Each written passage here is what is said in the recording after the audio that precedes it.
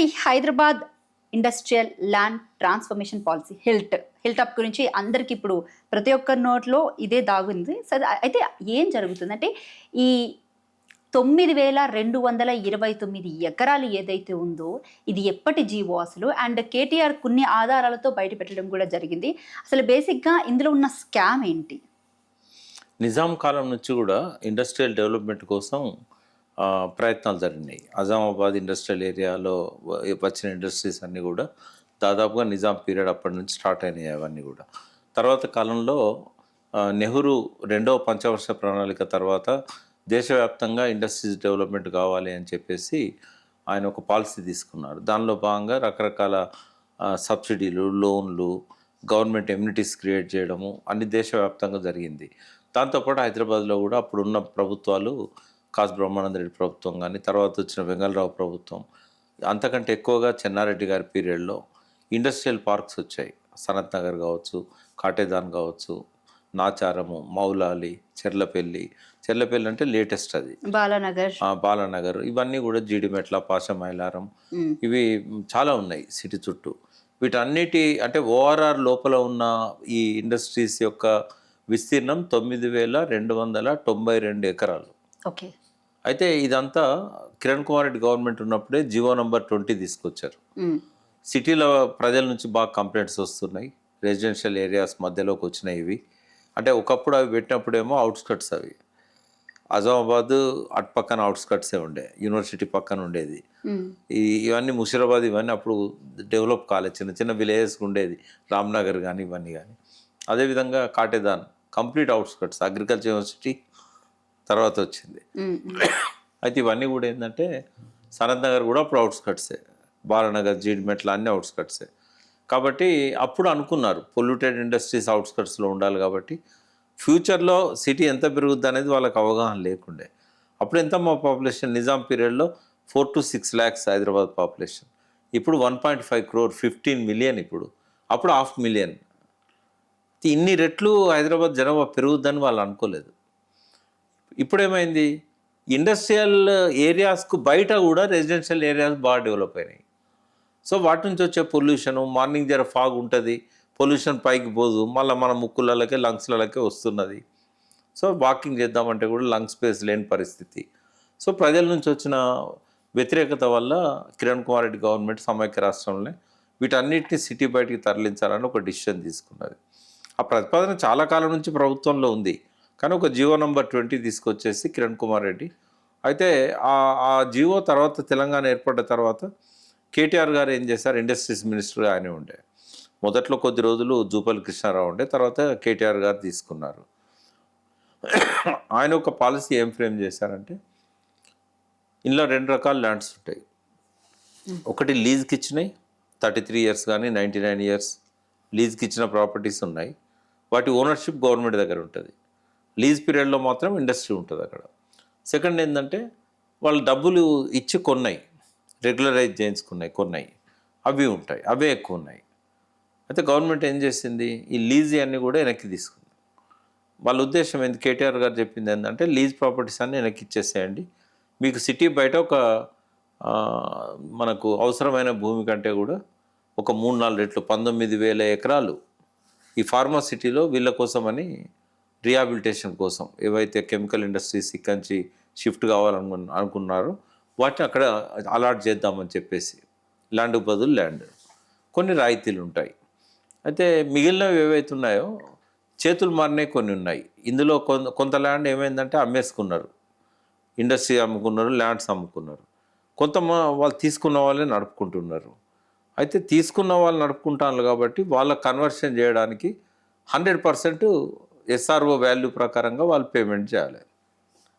Registration ఆఫీస్లో ఏదైతే value ఉంటుందో ఆ వాల్యూ ప్రకారంగా వాళ్ళు పేమెంట్ 100% చేస్తే వాళ్ళకి రెగ్యులర్ అది అవుతుంది, వాళ్ళకు కన్వర్షన్ కూడా అవుతుంది. అంటే ఇండస్ట్రియల్ ఏరియా నుంచి వాళ్ళు రెసిడెన్షియల్ ఏరియాకి కానీ కమర్షియల్ ఏరియాకి కానీ వాళ్ళు మార్చుకోవచ్చు. ఇప్పుడున్న ధరలో రిజిస్టర్ ఆఫీస్లో ఏదైతే మార్కెట్ వాల్యూ అని, తర్వాత రిజిస్ట్రేషన్ వాల్యూ అని ఉంటుంది కదా, ఆ వాల్యూ 100% కట్టాలి వాళ్ళు. అంటే ఎంత ఉంటుందో అంత కట్టాలి, కన్సెషన్ లేదు. ఇక 100% కట్టాలి. ఇప్పుడు అక్కడ 50,000 ఉంది గజం, 50,000 కట్టాల్సిందే, అంటే మళ్ళీ కొత్తగా కొన్నట్టే. ఇది కేటీఆర్ చేసింది. రెండవది ఆల్రెడీ చేతులు మారి ఉంటుంది కదా, వాళ్ళు వితౌట్ వీళ్ళ నోటీసులు లేకుండా చేతులు మారింది కాబట్టి పర్పస్ ఒకటైతే, ఇచ్చిన పర్పస్ ఒకటైతే వాళ్ళు దాన్ని వాడుకున్నారు కాబట్టి దానికి 200% కట్టాలి. అంటే ఎవరైతే కొనుక్కున్నారో వాళ్ళు 200% కట్టాలి. అంటే దానివల్ల ప్రభుత్వానికి చాలా పెద్ద రెవెన్యూ వస్తుంది. అంటే ఇవాళ ఉన్న 9,292 ఎకరాలు ఈ పద్ధతిలో కనుక చేసినట్టయితే కనీసం ఎంత లేదన్నా కూడా ఒక 3 లక్షల కోట్లో 4 లక్షల కోట్లో వస్తుంది. మార్కెట్ వాల్యూతో చేసినా కూడా రియల్ వాల్యూ అయితే ఇంకా ఎక్కువ ఉంటుంది. ఉదాహరణకి ఇప్పుడు మౌలాలి కానీ, తర్వాత నాచారం కానీ, ఈ ఏరియాస్లలో రిజిస్ట్రేషన్ వాల్యూ 20,000 గజం ఉంటుంది. ప్రభుత్వ మార్కెట్ విలువ 33,000 35,000 ఉంటుంది.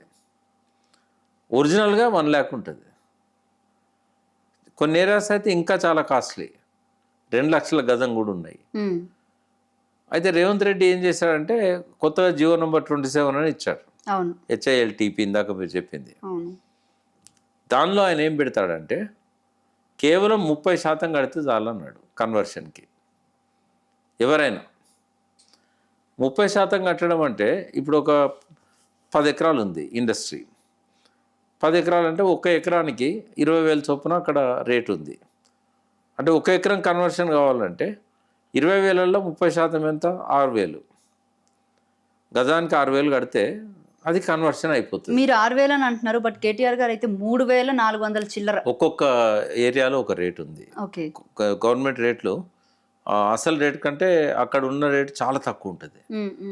అట్లా ఒక్కొక్క కాటేదాన్ ఇండస్ట్రియల్ ఏరియాలో ఒక రేటు ఉంది, బాలానగర్లో ఒక రేటు ఉంది, సనత్ నగర్ అయితే చాలా కాస్ట్లీ. అట్లా మనకేందంటే ఒక్కొక్క ఇండస్ట్రియల్ ఏరియాలో 3,000 నుంచి 5,000 6,000 గజం ఉంది గవర్నమెంట్ రేటు. రియల్ వాల్యూ ఎంత ఉన్నది? 2 లక్షలు, 1,00,000 గజం.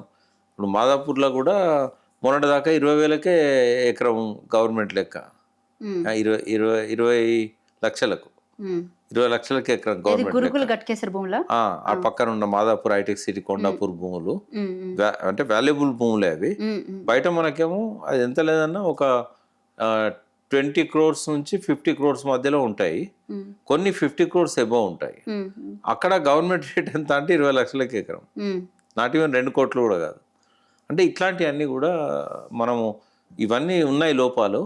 బట్ కేటీఆర్ అన్నది ఏంటంటే రేవంత్ రెడ్డి గారి పేర్లు కూడా చెప్పాడని, ఏవి రెడ్డి అని, కొండల్ రెడ్డి అని, ఈ పేర్లు ఉన్నాయి కదా. వీళ్ళు ఏంటంటే ముందే మాట్లాడుకుంటారు, మీకు మేము చాలా తక్కువలో రెగ్యులరైజ్ చేస్తాం 30% జియో ద్వారా, మాకు 70% ఇవ్వండి.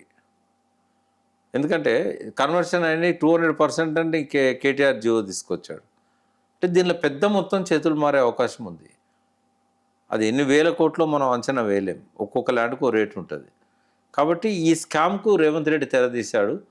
ఇప్పుడున్న 30% అడగడం మీద మేము 200% 100% మేము అడిగినాము, మేము చేయాలనుకుంటే 30% చేయలేకపోదుమా? గవర్నమెంట్కి రెవెన్యూ రాకపోవునా?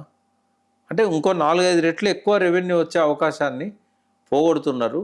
ఆ డబ్బులు వీళ్ళు తీసుకుంటున్నారు అనేది స్కామ్ అని అంటారు దాన్ని. రైట్. అయితే దుద్దిల శ్రీధర్ బాబు మాత్రం ఇదే అంశం మీద ప్రెస్ మీట్ పెట్టి ఆయన ఇటు బీఆర్ఎస్ అంటే ప్రతిపక్ష పార్టీ నేతల్ని విమర్శించడం జరిగింది. అంటే ఆయన ఏమంటున్నారంటే అసలు ఈ జీవో తీసుకొచ్చింది కేటీఆర్కి సంబంధించిన బృందం, సో వాళ్ళు చేసిన స్కామ్ ని మా మీద నెట్టాలని చూస్తున్నారు. వాళ్ళు స్కామ్ చేయలేదు, ఒక్కరు కూడా ట్రాన్సాక్షన్స్ ఏం జరగలే. అయితే అప్పుడు ఏవైతే లీజ్ ల్యాండ్స్ ఏవైతే క్యాన్సిల్ చేసిందో అవి వెనక్కి తీసుకున్నారు. ఎందుకంటే లీజ్ లో వాళ్ళు ఇండస్ట్రీ పెట్టలేదు అనుకోండి, ఏ పర్పస్ కోసం అయితే లీజ్కి ఇచ్చినామో వాళ్ళ పర్పస్ నెరవేర్చనప్పుడు ఊరికే వాళ్ళ పేరు మీద పెట్టుకున్నారు తీసుకొని. కొన్ని కండిషన్స్ ఉంటాయి, 1 year లోపల ఇండస్ట్రీ స్టార్ట్ చేయాలి, ఎందుకంత తక్కువ ధరకి ఇస్తున్నారు, ఎంప్లాయ్మెంట్ క్రియేట్ చేస్తారని కదా, మళ్ళీ స్టేట్కు జీడిపి పెరుగుతుంది కదా, GSDP. మరి వాళ్ళు ప్రొడక్షన్ స్టార్ట్ చేయలేదు, వాళ్ళు ఉద్యోగాలు వేయలేదు, వాళ్ళకి ఎందుకు ఇవ్వాలి రాయితీలు? సో 1 year 2 years వాళ్ళకి టైం పెట్టి కండిషన్ ఉంటుంది అలానే అలాట్మెంట్ లెటర్లో, మీరు కనుక 2 years లోపల స్టార్ట్ చేయకపోతే ప్రభుత్వం వెనక్కి తీసుకుంటుందని. అట్లా వెనక్కి తీసుకున్న వాటిని పార్కులకు, ఎందుకంటే లంగ్ స్పేస్ లేదు కదా, తర్వాత ఈవెన్ కబ్రస్థాన్లకు, ముస్లింలకు 2 ఎకరాలు, క్రిస్టియన్లకు 2 ఎకరాలు ఇవ్వాలంటే కూడా ఎక్కడ ల్యాండ్ లేదు. కాబట్టి గవర్నమెంట్ ఆ పర్పస్కు వాడుకున్నది, ఎక్కడ స్కామ్ జరగలేదు. అప్పుడు శ్రీధర్ బాబు తెలియదు, అంతకంటే ముందు కిరణ్ కుమార్ రెడ్డి జియో తీసుకొచ్చాడు, జియో నెంబర్ 20 2013. దాన్నే వీళ్ళు మాడిఫై చేశారు. తెలంగాణ రాకముందే ఈ జీవో జియో తీసుకురావడం వచ్చింది, కిరణ్ కుమార్ రెడ్డి 2013లో తీసుకొచ్చాడు. ఉమ్, అయితే కేటీఆర్ గారు దాన్ని ఏంటంటే ప్రభుత్వానికి ఉపయోగపడే విధంగా బడ్జెట్ పెంచుకోవడానికి 200% 100% కట్టాలన్నాడు. ఉమ్, రేవంత్ రెడ్డి 30% చాలంటాడు. ఉమ్, అంటే ప్రభుత్వానికి వచ్చే ఆదాయానికి గండి కొడుతున్నాడు. ఉమ్. ఇండైరెక్ట్ గా చేతులు మారుతాయి కదా, వట్టిగానే ఎందుకు తగ్గిస్తాడు? అవును అవును. ఇప్పుడు అర్థమైంది కదా ఇష్యూ అయితే మొత్తం ఉమ్. ఇది స్కామ్.